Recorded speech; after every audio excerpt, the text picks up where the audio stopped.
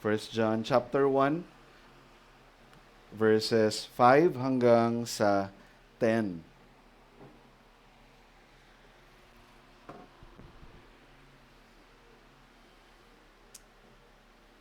Kung nandun na po tayo, ito ibabasahin ko po sa salin ng New King James Version. This is the message which we have heard from him and declared to you, that God is light and in him no darkness at all. If we say we have fellowship with him and walk in darkness, we lie and do not practice the truth. But if we walk in the light, as he is in the light, we have fellowship with one another, and the blood of Jesus Christ, his Son, cleanses us from all sin.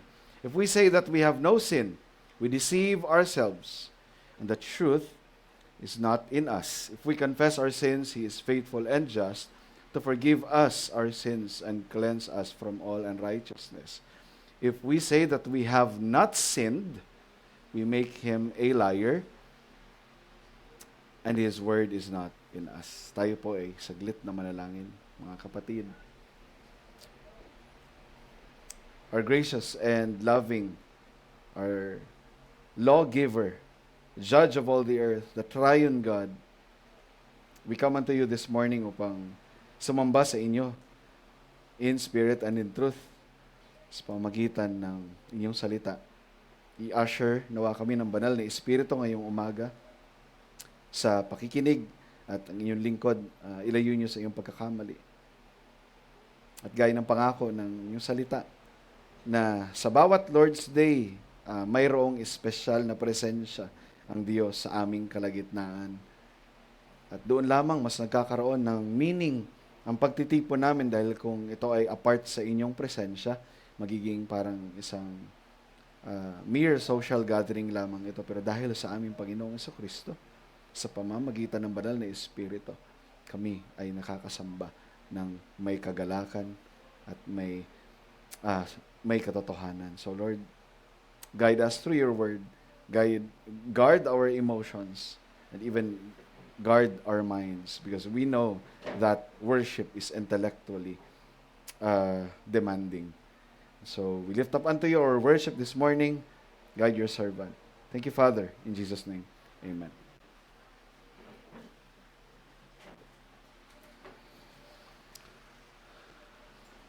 Medyo hindi maintindihan yung panahon dahil kanina umuulan paggising namin.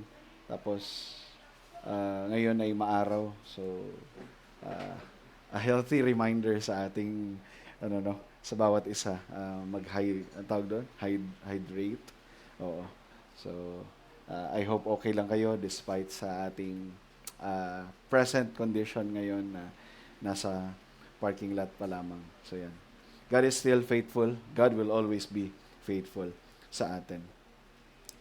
Noong nakaraang sermon overview natin sa First Epistle of John, na banggit ko ang pangalan ni Cerinthus, isa sa mga kilalang tagapagturo ng tinatawag nating early Christian, first century heresy, na Gnosticism noong panahon nila.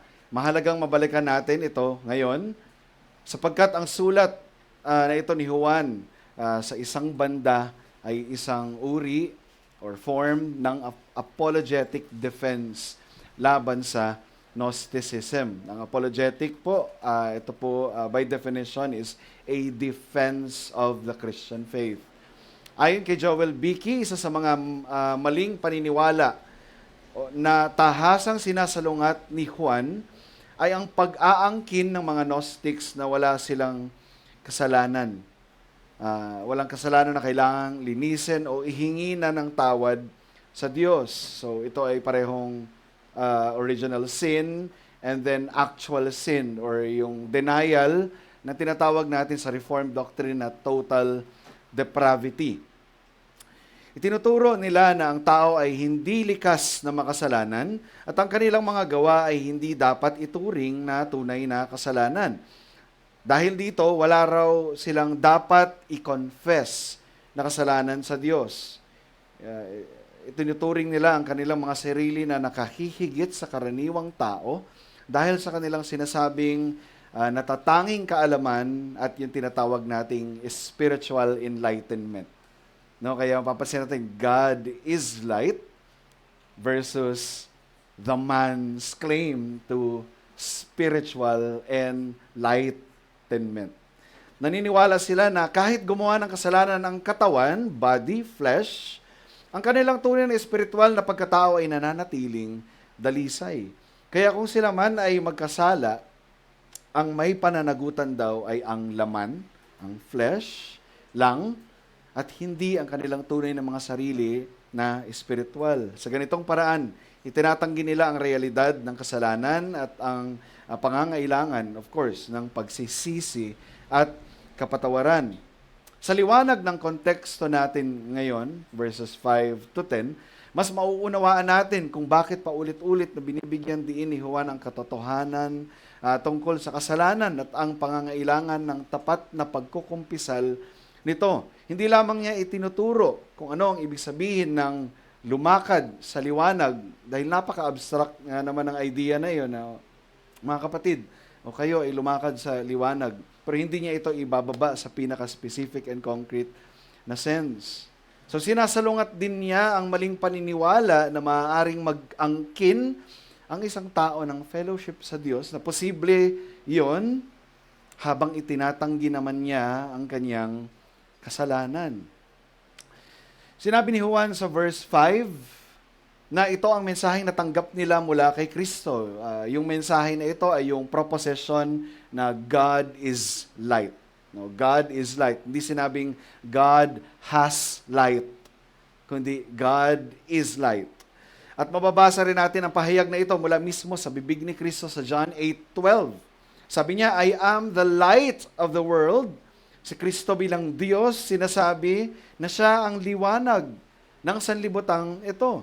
Sa philosophy, ito ay dinedescribe sa salitang, or ito ay pagdedescribe sa tinatawag nating ontological nature ng Diyos. Pag sinabing ontology, meaning it is the study of being and existence. So yun lamang yun. It is a fancy term na ang ibig sabihin ay pag-aaral patungkol sa likas at existence, pag-exist, pag-iral ng isang bagay. At para mas maunawaan ng mga readers ni John ang kanyang sulat, binigyan niya ng emphasis ang premise na God is light by contrasting it with the opposite.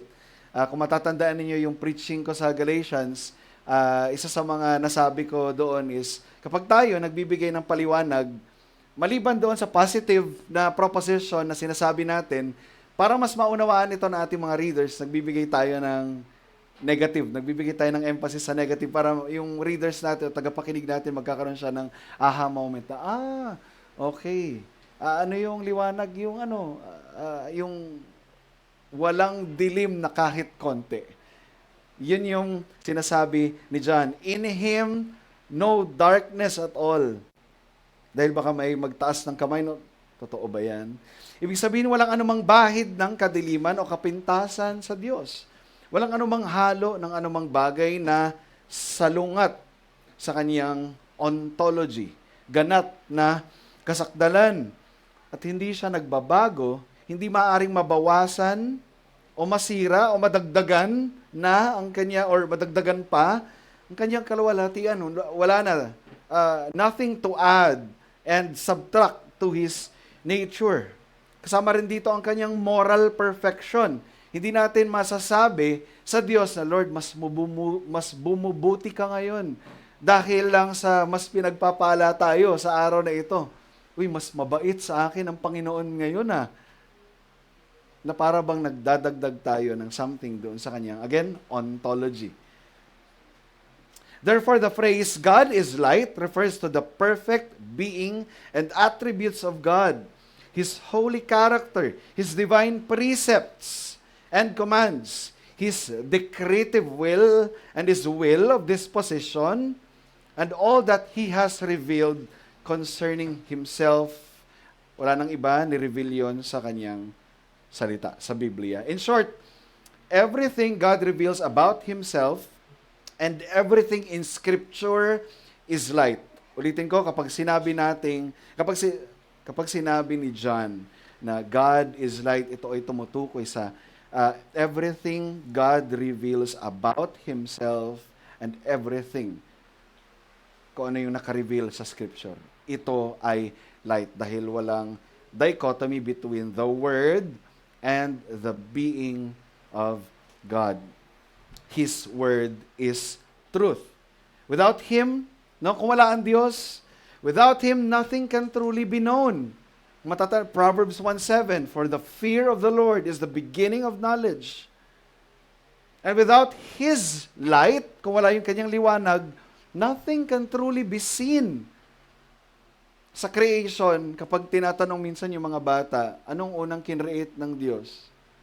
Naaalala ko nung nandun pa kami sa GMA, matagal na panahon na yon. Ang sagot ng mga bata, sun. Bakit daw sun? Kasi sabi ng Diyos, let there be light. Pero maliwanag na yung sun is created after pa. So, sino yung light? Sino yung source ng light? Noong paumpisa, wala nang iba kundi ang triune God. As the psalmist declares, for with you is the fountain of life. In God's light do we see light.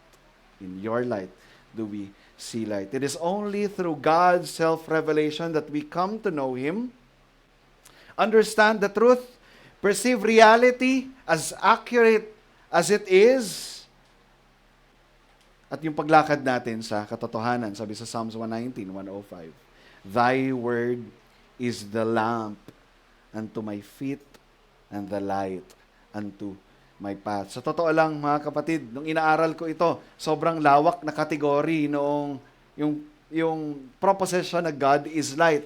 Sobrang lawak ng application nito at implication na ito. Ngunit, tinutulungan tayo ni Juan sa context ng passage na ito upang maunawaan kung ano, yung at least nililimit niya sa ating pag-aaral, kung ano ang nais niyang ipahiwatig sa atin in the most concrete sense. Mula sa broad category na light versus darkness, he is now making deductions down to the specifics, lies versus truth, na nagpapahiwatig sa living a life of contradiction. Yun yung sinasabi na if you claim to have fellowship with me and do not confess your sin or walk in the darkness, ang sinasabi doon, you lie and do not practice the truth. You are living a life of contradiction versus a life of consistency with the Word. Makikita ito sa contrast ng confession versus practice or claiming to have fellowship with God while walking in the darkness. At pagkatapos, ginawa niya itong mas concrete pa. Sinabing mas concrete, mas specific, mas tangible. Confessing sin versus denying sin. Living in the truth and honesty versus living in self-deception. Sa pinakadulo ng kanyang argumento, ipinakita ni Juan ang contrast between agreeing with God's verdict versus contradicting God's verdict. Ang verdict ng Diyos ay malinaw. As revealed through His Word, tayo ay makasalanan at nangangailangan ng kanyang kapatawaran at paglilinis.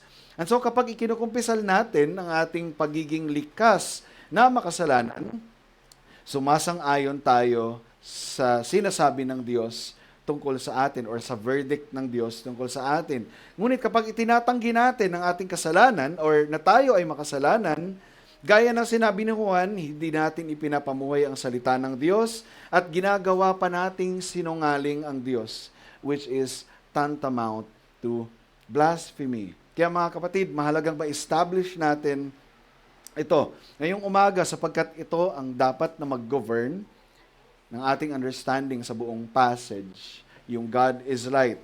At kapag sinabi ni Juan ang salitang walk in the light, hindi ito isang abstract idea or subjective na spiritual experience na kinocommand lang ni Apostle John. Ang ibig niyang sabihin ay yung walking according to God's self-attesting word, the word of truth. Yung binanggit ko kanina, God's self-revelation of Himself and what He has done in history.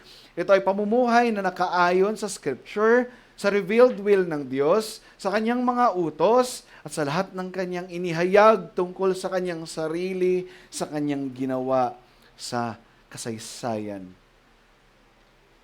Sa madaling salita, dahil ang Diyos ay liwanag at ang kanyang revelasyon ay liwanag, ang paglakad sa liwanag ay pamumuhay na nakaayon sa kanyang salita, at ang paglakad sa kadiliman ay ang pagsalungat o pagtanggi at hindi pagpapasakop sa kanyang revelasyon o revelation. Kaya ang mensahe po natin ngayong umaga, dahil ang Diyos ay liwanag, dapat tayong lumakad ayon sa liwanag ng kanyang salita at hindi sa pagsalungat nito. Because God is light, we must walk according to the light of His Word and not in opposition to it. Para mas madaling sundan ng ating mensahe ngayong umaga, mayroon lamang tayong 2 punto. Una, ang paglakad sa kadiliman sa pamamagitan ng pagde-deny ng kasalanan or ng likas natin ng makasalanan and actual sin. At pangalawa, ang paglakad sa liwanag sa pamamagitan naman ng pagkukumpisal na tayo ay makasalanan at tayo bilang mga believers ay mayroon pa ring natitirang mga remaining sins and actual sins. So, para mas madaling tandaan, number 1, denying sin. Number 2 or second point, confessing sin. The term anthropology is defined as the study of human beings. So, anthropology, ito po yung subject sa systematic theology na nagde-define pag-aaral tungkol sa tao. The term comes from the 2 Greek words anthropos and logos. Study, logos, tapos anthropos, human being. Sinasagot nito ang mga tanong na what is a man, who is a man, what is the origin of man, what is the moral condition of man, ano ang purpose ng man, at iba pang mga usapin patungkol sa kalikasan ng tao or nature ng tao. At sa mensahe natin ngayong umaga, allow me to use another terminology. Yung terminology na ginamit ko noong conference last year, ito yung topic ko, yung worldview. So, ang mga terminologies na sinalubong natin ngayong umaga, yung ontology, anthropology, and then yung worldview. Dahil hindi may iwasan na kapag pinag-uusapan natin ang patungkol sa tao or kalikasan ng tao or yung anthropology, tayo ay nag-iisip palagi in terms of worldview. So palagi po tayong nag-iisip in terms of worldview. Ang problem lang po ay hindi lahat sa atin ay conscious na ganun tayo mag-isip. Now, allow me to define the terminology, itong worldview, para sa mga hindi pa familiar, of course, sa mga kids. A worldview simply defines how we view the world. Paano natin tinitignan itong mundo na ito and everything around us. How we view reality in terms of both physical and non-physical reality. Lahat ba na nag-i-exist sa mundo ay pawang physical lamang or may nag-i-exist din na non-physical realities? Pangalawa is how we know things, how we acquire knowledge, at yung pangatlo is how we ought to act or how we should act. So tatlo, no, reality, knowledge, and then how we should act or morality, ethics. And throughout centuries, marami na po ang nag-develop na view about man. One of the popular views in our generation is atheism, which often leads a person to embrace secular humanism. So, kapag atheist ka, of course, secular humanism, yung kakambal, yung ina-uphold mo na worldview. Sabi ni Joel Beakey, and by the way, ang primary source material ko sa exposition ko palagi sa 1 John ay si Joel Beakey, supplemental, sila Albert Barnes, at iba pang mga commentators. Pero primary ko si Joel Beakey. Disagree lang ako sa kanya doon sa late date. Yun lang naman. So let me quote Joel Beakey. Allow me to quote him. Humanists deny the existence of sin altogether. They say sin is a psychological aberration Psychological illness, ang sin daw ay psychological illness. Sociological deviation, educational disadvantage, environmental problem. Ang sabi ng mga secular humanist, man is essentially good. Through education, counseling, medication, social reforms, economic assistance, he can overcome these problems and will progress until he reaches perfection. The people are guilty of calling sin. These people are guilty of calling sin by another name and denying its moral character as an evil power that produces evil fruit. Dagdag pa sa sinabi ni Joel Beakey, some people admit the possibility of sinning but deny having sinful nature. When sins are committed, so ina-agree naman nila yung possibility of sinning, actual sin, pero deny yung sinful nature, original sin. When sins are committed, they attribute them to some other cause, perhaps a bad example, negative environmental factors, or even temporary insanity. These people admit that sin exists, but they insist that human nature is nonetheless essentially good or neutral. Historically po, sabi ni Joel Beakey, these people came to be called Pelagians after the theologian Pelagius who championed this view. So si Pelagius na nabuhay noong 5th century ay tahasang tumanggi sa original sin. Itinuro niya na si Adan ay nagbigay lamang ng masamang halimbawa, hindi ng makasalanang or hindi naghatid sa atin ng kamatayan at makasalanang kalikasan. Bawat tao ay pinanganak na katulad ni Adan na morally neutral, according sa kanila, bago siya nagkasala. Dahil dito, ang tao ay may kakayahang sumunod sa Diyos, sa sarili niyang lakas, kung gugustuhin niya. Ito ang isa sa pinakamalinaw na historical denials na tinatawag nating imputed sin or inherited sin. And recently, nag-pop up lamang sa notification ko sa YouTube, ang galing talaga ng Panginoon, no? Nagbibigay talaga, nagsusupply talaga siya ng content, even sa preaching, sa providensya niya. May nag-comment doon, matagal ko na podcast video against atheism. Sabi nung nag-comment, ito yung sinabi niya, judgmental ka po, pastor. Ako yung tinutukoy niya dito. Nung sinabi mong slave of sin si Joy, pangalan ng atheist, hindi po natin alam, baka mas marami pa siyang mabuting nagagawa kaysa sa mga ibang self-professed Christians. So anong implication nito? Again, a denial na hindi siya slave ng kanyang sin. At may nakausap pa akong isang antinomian this year lamang. Sabi niya sa akin, bakit pa ako hihingi ng tawad sa Diyos? Pinatawad naman na ako ni Kristo. Lahat ng kasalanan ko, past, present, future, bayad na sa krus. Totoo yun, no? Kaso, mali yung kanyang naging application. Kaya para sa kanya, wala nang lugar ang confession of sin sa buhay Kristiyano. Pinatawad na ng Diyos past, present, future Yung future sin ko, pinatawad na ng Diyos hindi ko na i-repent yun. Para saan pa yung repentance kung pinatawad na? Diba? So, ganun. And so perhaps matitrace natin ang root. So, yun naman yung antinomian, denial of actual sin. So, may denial of original sin, imputed sin, and then antinomian, denial of actual sin. So, perhaps matitrace natin ang root ng mga views na ito sa early form of Gnosticism. Ang galing, no? Nung panahon nila dyan, they denied two things na malinaw na itinuturo ng Scripture. Una, they denied indwelling sin, sinful nature na makikita natin sa verse 8. If we claim, we say, we confess, we profess that we have no sin, singular.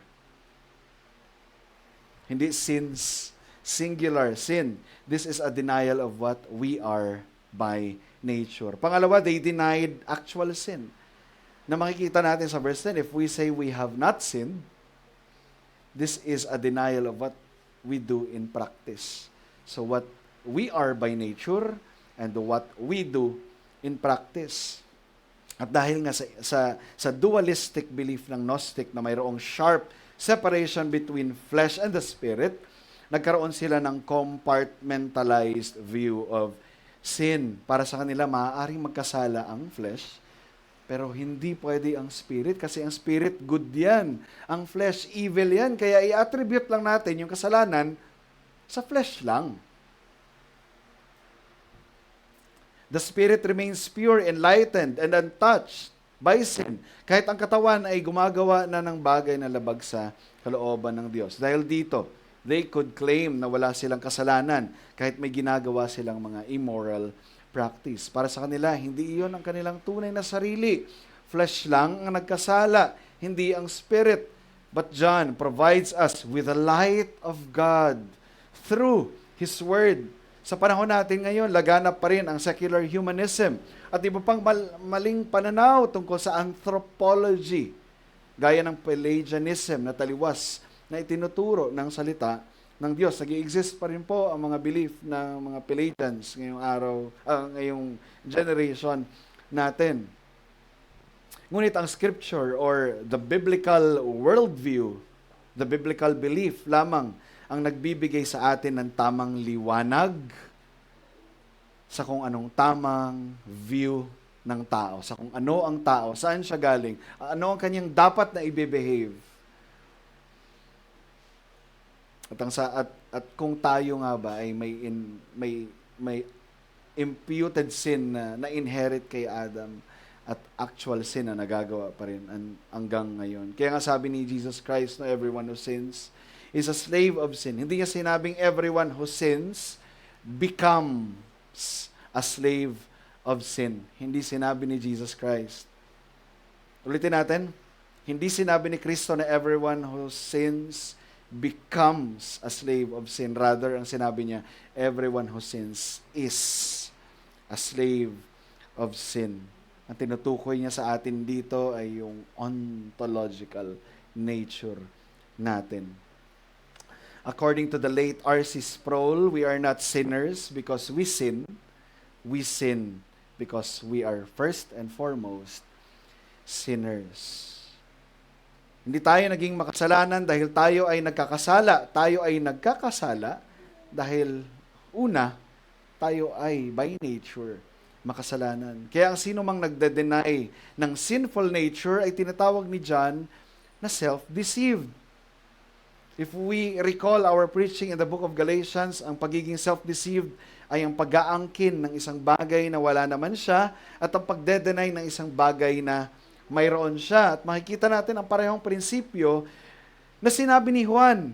If we claim to have fellowship with God, if we claim that we have fellowship with God, we are, while denying our sinful nature, di ba, kiniklaim natin kung anong meron tayo, tapos dinedenay natin kung anong meron tayo. Kiniklaim natin yung wala tayo, tapos dinedenay natin kung anong meron tayo. Ang sabi dito, we are walking in the darkness. Tayo ay sinungaling, self-deceived, at ang katotohanan daw ng Diyos ay wala sa atin. At hindi lang yon. Kung sino man ang may claim na may fellowship sa Diyos, ngunit dinedenay ang kanyang actual sins. Galing ni John kasi hindi niya siningled out yung inherited sin natin. Isinama niya talaga yung actual sin dahil pwedeng i-deny ito. And again, the present form of it is what we call the antinomians. So kung sino man ang may claim na may fellowship sa Diyos, ngunit dinadenay ang kanyang mga actual sin, ginagawa niya sinungaling ang Diyos. So yung Diyos, sinasabi niya sinungaling ka. Na nagsasabing nagkakasala pa rin tayo at hindi pa tayo perpekto sa ating kabanalan. Hindi lamang niya dinedenay ang kanyang kasalanan, kundi kinukontra niya rin ang malinaw na patotoo ng Diyos tungkol sa kanya, tungkol sa kalagayan ng tao. Siya ay guilty sa blasphemy sapagkat ginagawa niyang sinungaling ang Diyos. Ginagawa niyang Diyos ang kanyang sarili. Kaya ang punto natin sa number 1 point, tanging sa pamamagitan lamang ng liwanag ng Diyos na ipinahayag niya sa kanyang salita, makikita natin ang tunay na malinaw na view ng anthropology or yung katotohanan at realidad ng pagkatao natin. Na ang tao ay fallen in Adam, kaya tayo nakakagawa ng mga actual sins. Again, na ang tao ay fallen in Adam, and as a result, in effect, tayo ay nakakagawa ng mga actual sins. Tanda natin mga kapatid na hindi ang tao ang nagbibigay ng tamang definition sa kanyang sarili. Na parang in authority tayo na sabihin na ako ay good person. And then absolute na 'yon. Hindi tayo ang magde-decide noon, ang Diyos ang may karapatang magsalita tungkol sa ating antropolohiya sapagkat siya ay ang ating manlilikha. Sa ilalim ng kanyang liwanag, ng kanyang salita, nakikita natin. Doon lamang natin makikita kung ano talaga tayo sa kanyang harapan. At yun yung makasalanan na nangangailangan ng paglilinis sa pamamagitan ng dugo ni Kristo. Ipinapakita ni Juan sa kanyang sulat na ang prerequisite ng ating fellowship sa Diyos ay ang pag-confess na tayo ay makasalanan. At bilang mga mananampalataya, ang patuloy na pag-confess ng ating mga actual sins ay mabuti. Ito ay kalugod-lugod sa Diyos. When a sinner is confronted by the light of God, na i-expose nito ang kanyang madilim na kalagayan. And metaphorically, ganun yung nangyayari, no? Papasok ka sa isang madilim na tahanan, may dala kang flashlight. Kapag nako-confront ng light yung nasa loob nung bahay na iyon, doon lang natin makikita kung gaano kagulo at kadumi yung bahay na ito. Itong old house na ito, ganun din yung ating puso. When a sinner is confronted by the light of God, ini-expose ito ang kalagayan at kadiliman ng ating mga kasalanan. Nakikita niya ang kanyang karumihan, nakikita niya na kailangan niya ng paglilinis. At dahil sa liwanag na ito, nagsimula siyang mag-confess na siya ay makasalanan. Dahil sa sobrang tindi ng liwanag ng Diyos, ng kanyang salita, ng pag-confront ng gospel sa kanyang puso, doon siya nagsimulang mag-confess na siya ay makasalanan, nasa ilalim ni Adan. Hindi na niya itinatanggi ang kanyang kalagayan. Hindi na niya ipinagtatanggol ang kanyang sarili sa harapan ng Diyos. Hindi na niya ikinukumpara ang kanyang sarili sa iba upang magmukhang matuwid. Sa halip, sumasang-ayon siya sa hatol ng Diyos laban sa kanya at inaamin wala siyang maihaharap sa Diyos kundi ang kanyang kasalanan. No, may saying, hindi ko nakalimutan ko lang kung sino yung may sabi. Wala tayong naging contribution sa ating kaligtasan maliban sa ating kasalanan. Yun lamang talaga yung mai-offer natin sa Diyos. Lord, ito lang ang may offer natin sa Kanya. Hindi yung ating good works, kundi our sin. And by offering that sin, Christ offered Himself. So sa halip, sumasang-ayon siya sa hatol ng Diyos laban sa Kanya at inaaming wala siyang maiharap sa Diyos kundi ang kanyang kasalanan. At dahil sa napakatinding liwanag na lampara ng Diyos na nakatapat sa kanyang mga gawa, even ang kanyang mightiest deeds na ipinagmamalaki niya before, ay makikita na rin niya itong isang maruming basahan lamang. At dito makikita natin ang beauty ng confession of sin. Ito ay may kaakibat na pangakong pagpapatawad at paglilinis ng ating mga budhi. Hindi tayo tinawag ng Diyos na i-confess ang ating kasalanan upang tayo ay hatulan niya.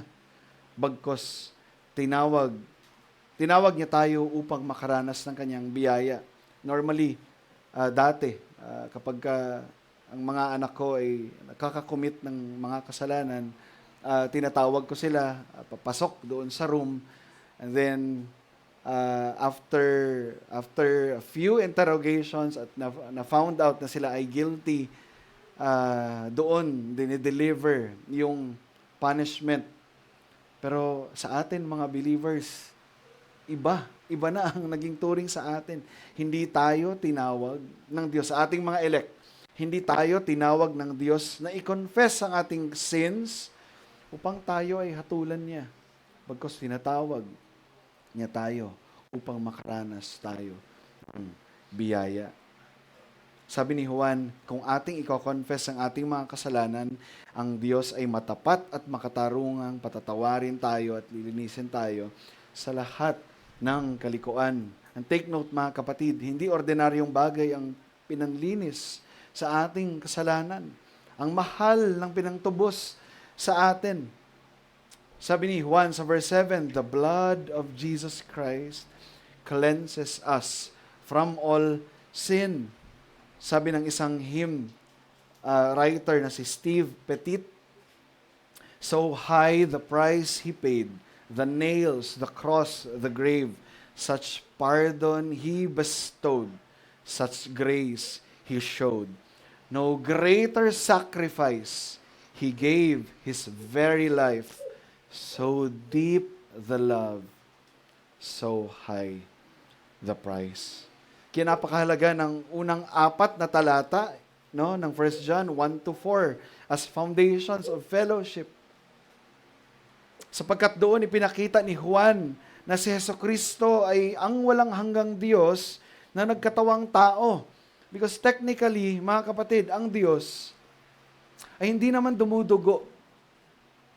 Ang Diyos ay hindi dumudugo sapagkat siya ay Espiritu. Ngunit ang walang hanggang Diyos, the Son of the Father, the second person of the Trinity, ay nagkatawang tao. Ang liwanag ng sanlibutan ay pumasok sa madilim ng mundong ito. Siya ay nagdusa at dumanak ang kanyang dugo upang mayroong ng kapatawaran at paglilinis ng ating mga kasalanan. At dahil dito, ang tamang tugon ng isang tao ay hindi pagre-rebelde dapat, kundi pag-confess na siya ay likas na makasalanan dahil sa imputed sin ni Adan. Ngunit dahil sa perpektong obedience ni Kristo, siya ay nabuhay maguli. He is vindicated. Siya ay nabuhay maguli para naman sa ating justification. Kaya kung hindi i-confess ng isang tao ang imputed sin, inherited sin, original sin ni Adan sa kanya, wala rin siyang batayan at rason upang angkinin ang imputed righteousness ni Kristo. Ang pangit nun, ina-accept mo yung imputed righteousness ni Christ while denying the imputed sin of Adam. Yun nga yung cure. Kaya nga kailangan mo ng imputed righteousness ni Christ because of the imputed sin of Adam. At kung tatanggapin mo yung cure, kung wala kang sakit, that's an inconsistent confession.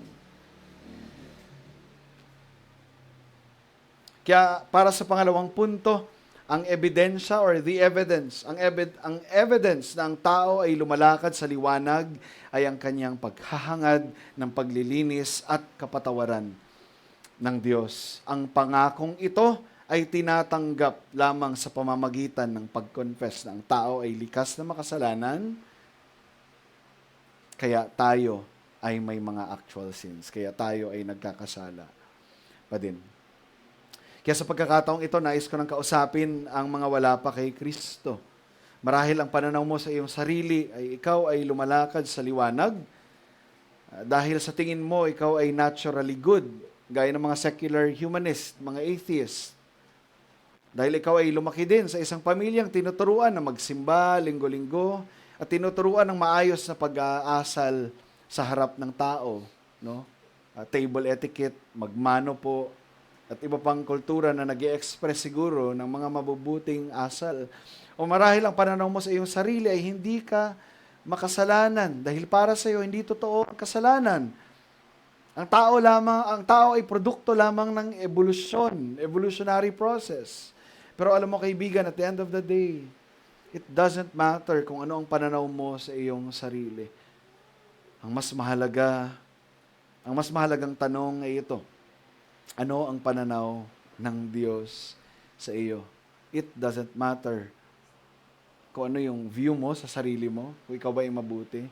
What matters most ay kung ano ang pananaw ng Diyos sa inyo. Sapagkat sa huli, hindi tayo hahatulan ayon sa sarili nating opinyon. Hindi tayo hahatulan ayon sa opinyon ng kultura, ng siyensya, ng lipunan. Hahatulan tayo ayon sa katotohanan ng Diyos, sa liwanag ng Diyos na ipinahayag niya sa kanyang salita. At ano ang sinasabi ng Diyos? Sinasabi ng Diyos na tayong lahat ay makasalanan. Kayo ay makasalanan. Naghimagsik laban sa Kanya, sa isip, sa salita at sa gawa. At dahil tayong lahat ay nararapat ng Kanyang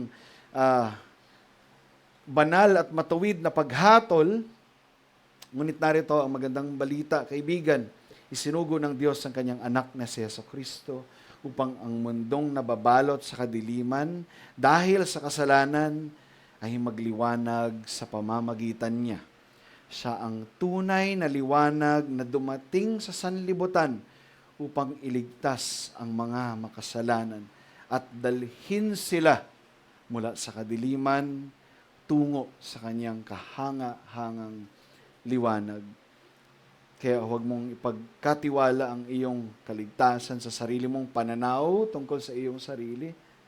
Confess your sins, kaibigan, at pagsisihan mo ito dahil may pangakong pagpapatawad ang Diyos sa iyo kung ito ay iyong gagawin. Mag-agree ka sa sinabi ng Diyos tungkol sa iyo na ikaw ay makasalanan.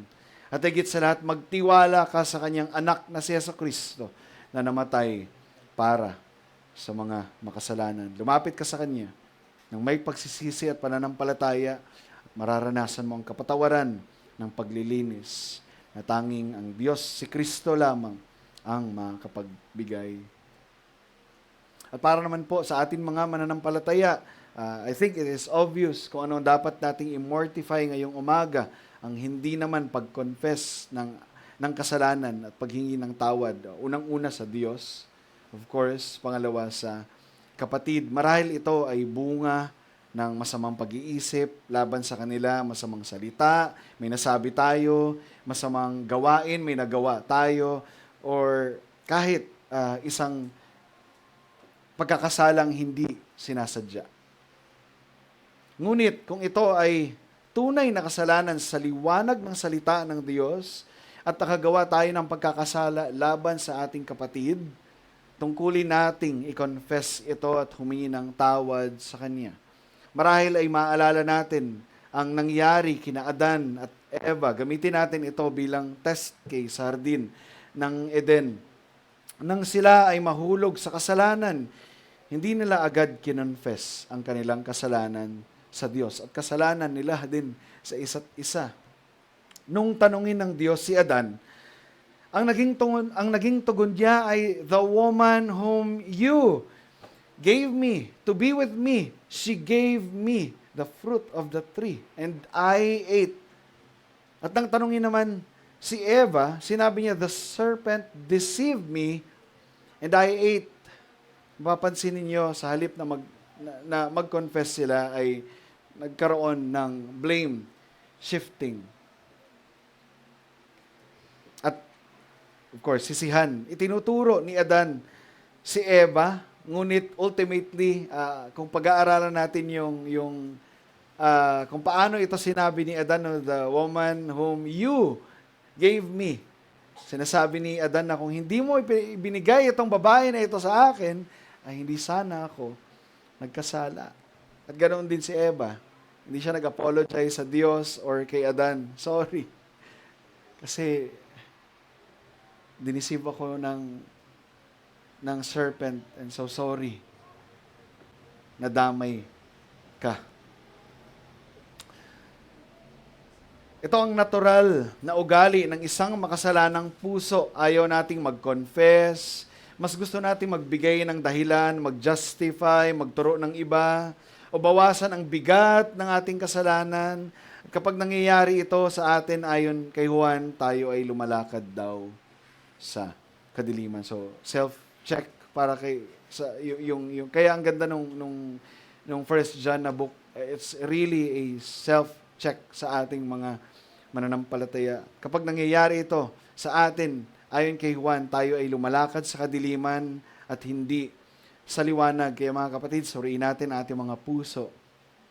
Do we acknowledge our sins and confess to our brothers kapag nangyayari itong mga bagay na ito na tayo ay nagkakasala sa kanila? And even in our manner of confessing and asking for forgiveness, no, do we stop only by saying sorry and then tayo pa yung masama yung loob natin? Or do we truly ask for genuine forgiveness of our brother we have sinned against? Sa amin kapag, for example, ako nagkakasala ako sa aking mga anak, tinatanong ko talaga sila, very specific, Jiraya, Dandan, do you forgive me? Pinapatawad mo ba ako? Unless sabihin nilang yes, pinapatawad kita, wala akong kapayapaan sa aking sarili. Hinihingi ko talaga yon sa kanila. Therefore, paalala lamang sa atin mga kapatid, minsan, napakababaw or napakagaan ng pananaw natin sa ating mga kasalanan. Again, over familiarity na rin sa ating mga attitude siguro. And because of this, nagiging magaan na din ang tingin, ang ating paghingi ng tawad. So, may domino effect dahil sa mababaw na pagtingin sa kasalanan, naging mababaw na rin yung pagtingin sa repentance. Hindi na natin hinihingi ng may pagpapakumbaba ang katiyakan na tayo ay genuinely pinatawad ng ating mga kapatid kapag tayo ay nagkakasala laban sa kanila. Basta nasabi natin ang salitang sorry, sapat na iyon para sa atin. Ngunit ang biblical confession ay higit pa sa simpleng pagsabi ng sorry. Ito ay pagkilala na tayo ay nagkasala primarily laban sa Diyos. Mayroong mourning over our sins laban sa Diyos at laban sa kapatid. Hindi lamang ito simpleng offense o nasatang damdamin na walang paglabag sa moral law ng Diyos. Ang tinutukoy ko rito ay isang tunay na paglabag sa kautusan ng Diyos. At iyon mismo ang dahilan kung bakit may offense na naganap laban sa ating kapatid. Sabi ni Joel Beakey, once again, confession of sins makes us see ourselves in the light of the living God and holy law. We stop comparing ourselves to others. We stop commending ourselves. Ang galing-galing ko, ang bait-bait ko. We stop excusing ourselves or blaming others. We say amen to God's guilty verdict on our lives. We see the heinousness of sin. We agree with God that sin will damn us to everlasting hell. Kaya makikita natin yung consequence. Kapag hindi natin kino-confess ang ating mga kasalanan sa ating kapatid, pinagkakait natin sa ating sarili. Take note, tayo pa din yung magre-reap ng consequence na yon. Kapag hindi natin kino-confess ang ating mga kasalanan sa ating kapatid at sa Diyos, ipinagkakait natin sa ating mga sarili ang kapatawaran ng ating kapatid. Hinahadlangan natin ang pagkakasundo at ang masayang fellowship na dapat mayroon sa pagitan ng bawat mananampalataya. So, kapatid, huwag mong pagkaitan ang iyong sarili ng forgiveness ng iyong kapatid. Seek forgiveness from them. Ang gospel cure naman sa hindi pag-confess ng ating kasalanan sa kapatid ay wala nang iba kundi yung mediation ni Kristo para sa atin upang tayo ay magkaroon ng kapatawaran sa Diyos dahil tayo mismo ay pinatawad ng Diyos sa pamamagitan ni Kristo. Tayo rin ay tinawag na magpakumbabang mag-confess ng ating mga kasalanan at humingi ng tawad. Sabi ni Juan, if we confess our sins, this is the promise. He is faithful to forgive. Ibig sabihin siya ay tapat sa kanyang salita at gagawin niya. God is the promise keeper. Gagawin niya kung ano ang kanyang pinangako. Ngunit, hindi lamang sinabi ni Juan na ang Diyos ay faithful. May katabi yung faithful. Ano yung katabi ng faithful? Just. Faithful and Just. Just to forgive. Mga kapatid, napansin niyo ba ang napakahalagang detalye sa short phrase na yun? That God is just to forgive us our sins. Hindi sinabi ni Juan na He is faithful, merciful, and loving to forgive. Bagamat totoo yun, sa halip inugnay ni Juan ang kapatawaran ng kasalanan sa hustisya ng Diyos. Paano nangyari yun? Hindi ba't ang hustisya ay pagbibigay sa makasalanang tao ng nararapat sa Kanya? Kung ikaw ay isang kriminal na nakatayo sa harapan o sa harap ng hukuman, nililitis ka at ang judge of all the earth, ang tunay na makatarungan, hindi ba't kaparusahan ang ating matatanggap at hindi forgiveness? God is faithful and just to condemn you. Hindi forgiveness at hindi pardon. Kung gayon, bakit naging kapatawaran ang bunga ng hustisya ng Diyos? Wala nang ibang kasagutan dito kundi again, gospel cure. The mediation of Christ sa cross. Sa krus, ang kasalanan ng kanyang mga hinirang ay ibinilang kay Kristo. Ang hatol na nararapat sa atin ay ibinuhos sa Kanya. Ang puot ng Diyos laban sa kasalanan ay hindi isinantabi, ito ay lubusang ibinagsak kay Kristo ng buong puwersa. Kaya kapag ang isang makasalanan ay lumalapit sa Diyos na may pagsisisi at pananampalataya kay Kristo,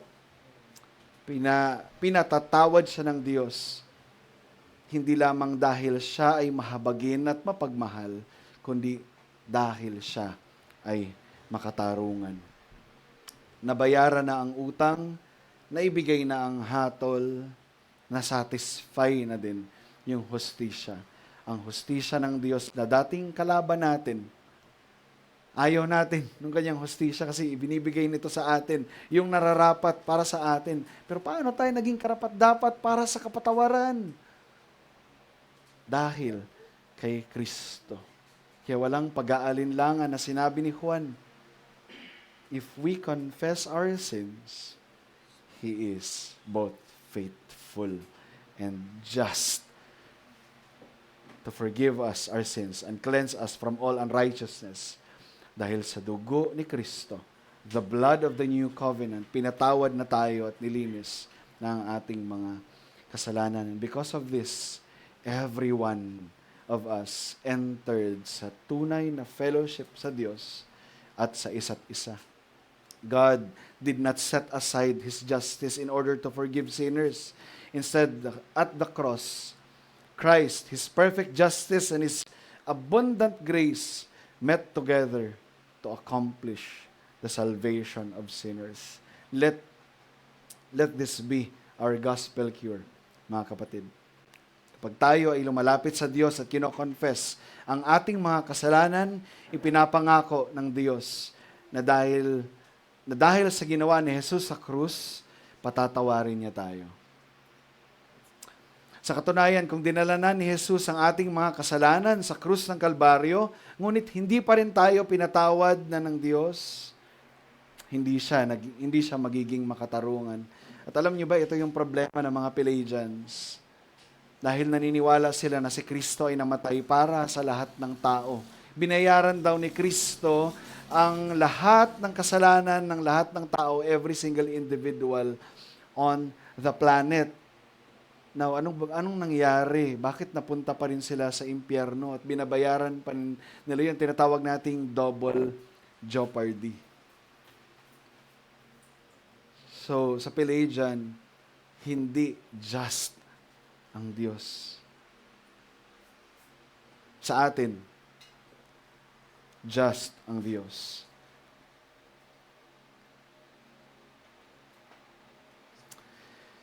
Para sa ating application, tayo rin naman ay maging mapagpatawad sa ating mga penitent brothers. Huwag nating ipagkait sa nagsisising kapatid ang kapatawaran na ating natanggap na rin kay Kristo. So kapag mayroong lumapit sa atin na kapatid na humihingi ng tawad sa atin, so bilang application, huwag din natin itong ipagkait sa kanila. Unang-una, hindi pinagkait ni Kristo ang kanyang kapatawaran sa atin. So why would we? If Christ did not uh, forbid Himself to forgive us our sins, why would we? Bakit natin gagawin iyon? May nabasa akong isang komento sa social media, sabi niya, kung ang Diyos ay kaya magpatawad, ako, hindi naman ako Diyos. So, hindi ako magpapatawad. Muli, again, isang maling pananaw na naaayon sa paglakad sa kadiliman. Ngunit kung gagamitin natin ang liwanag ng salita ng Diyos, ito ang tamang pananaw. Kung ang Diyos ay nagpapatawad, mas lalo kang dapat magpatawad. Ag hindi pag-confess ng ating kasalanan at ang pagtangging magpatawad ay parehong anyo ng blasphemy laban sa Diyos. Kapag tumatanggi tayong mag-confess, ginagawa nating sinungaling ang Diyos, di ba? Sa kanyang sinabi tungkol sa ating kasalanan. At kapag tumatanggi tayong magpatawad, itinatanggi natin ang kanyang malinaw na utos sa atin to be reconciled. Sa parehong pagkakataon, para nating sinasabi, Lord, mali ka at mas tama ako. If Christ, as the resurrected King, the one who ascended and seated at the right hand of the Father, ay handang magpatawad sa mga makasalanan, sa atin, sa penitent brother, sino tayo upang magkait ng kapatawaran sa ating kapatid? Kaya makikita natin that even in our confession and forgiveness sa isa't isa, still, ito ay mediated by Christ. Tinitingnan natin si Kristo when we confess our sin. And tinitingnan natin si Kristo when we forgive the sins of our brothers. Again, when we confess our sins, tinitingnan natin si Kristo. And when we forgive the sins of our brothers, tinitignan pa rin natin si Kristo. Ang parehong confession at forgiveness ay ebidensya ng paglakad sa liwanag. Now, hanggang ngayon, patuloy pa rin lumalaganap ang secular humanism bilang isang worldview. Kasama nito ang iba't ibang ideology na nakasentro sa tao, self-centered view of man. Kabilang na ang mga ideolohiya may kaugnayan sa woke, LGBT movement at hindi pagkilala na ang nasa loob ng sinapupunan ay babies na. Ito ay talamak sa mga universities and even po sa ating universities. Na-share ko ata sa inyo no, sa Lyceum, nakalimutan ko, Kalamba ba yun? Hindi pwedeng makita ng parent ang card ng kanyang anak hanggat walang permission ng student. Ito ay pag-violate daw sa data privacy at maaaring magdemanda ang anak if magpupumilit ang parent or iaharas niya, yun yung magiging term, no? Mahaharas yung student dahil gusto ng parent makita yung kanyang anak, makita yung grades ng kanyang anak at yung anak ayaw. This is Lyceum. At binibigyan na tayo ng idea nito, no? Na ganito yung kondisyon ng ating educational system. So talamak itong woke ideology, LGBT agenda, secular humanism, mga professors mismo ang mga nandoon na nagtuturo nito. May isang kapatiran na nakakita sa Canva account ng isang kapatiran din. And then nagulat siya, isang psychology major. Nagulat siya dahil ang laman noong Canva presentation ay tungkol daw sa kung paano pinipersecute ng West ang mga LGBT. And so nung nagkausap sila nung kapatid na iyon, sinabi niya, that's brainwashing. That's brainwashing. Now, bilang mga mananampalataya, paano natin haharapin at lalabanan ang mga ganitong ideolohiya? Ngayon, mananatili ba tayong malambot at isasara na lang yung katotohanan na ito? Ilang corners ba itong parking lot namin? Sa 4 corners ng parking lot na ito. Gaya ni Juan, hindi siya nagsimula sa tao. Hindi siya nagsimula sa opinyon ng kultura. Hindi siya nagsimula sa personal na karanasan. Nagsimula siya sa liwanag ng Diyos. For John, God's light is his starting point. And only in God's light do we see light. Only in God's light do we have the right perception of reality. What we are, who we are, sino yung nasa loob ng sinapupunan. How we can know the truth. How we ought to live.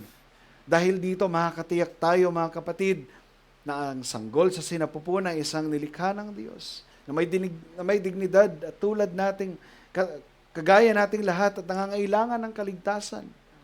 Makakatiyak din tayo na hindi nagkakamali ang Diyos sa paglilikha sa isang lalaki na tunay talagang lalaki at sa isang babae na tunay talagang babae. Ang liwanag ng salita ng Diyos lamang ang ating sukdulang batayan ng kaalaman sa mga bagay na ito at wala nang iba unless we begin with God's light. No one can rightly see the light of the world because fallen and depraved sinners naturally love darkness. Sinasabi rin ng scripture yan. God is light. Man love darkness. Kaya bilang hamon sa atin ngayong umaga, tularan natin si Juan. Sa pagharap niya sa Gnosticism noong unang siglo, ang Diyos, ang kanyang starting point, ang liwanag ng salita ng Diyos, ang kanyang pasimula ng kanyang reasoning. Kaya hindi tayo dapat matakot na mag-reason from the scriptures. Hindi dapat tayo ma-intimidate every time na may nakikipag-engage sa atin.